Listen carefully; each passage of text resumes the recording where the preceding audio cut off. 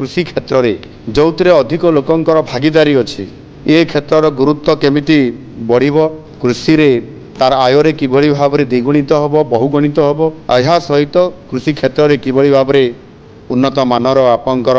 विहन एवं से अनुसार आपंकर सार बा फर्टिलाइजर एवं ताहा सहित मध्य कीटनाशक औषध को प्रयोग करिवार किभली भाव में इक्वेशन तैयारी करिवो एवं अत्यधिक सार मध्य प्रयोग न करी सेथिरे किभली भाव में जैविक सारर व्यवहार को मध्य प्राधान्य दियाजिवो जेमिति चाष काम आरंभ समय चाषीर जो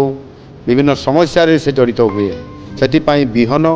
एवं सार ता सहित कीटनाशक औषध आवश्यक उपकरण सहजरे से पाई परिबो एवं कृषि कार्य आगे जावाई आमे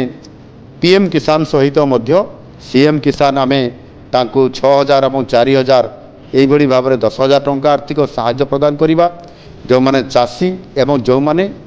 आनुषंगिक कृषि करुछंती एवं जो माने कृषि क्षेत्र में श्रमिक हिसाब से काम करुछंती ये तांकर भूमिका बहुत गुरुत्व अच्छी आ ताकु सरकार बहु गुरुत्व आरोप करने सहित आज पूर्वांचल जो कृषि सम्मेलन अच्छी ताहा मध्य आगामी दिन में ओडिशा को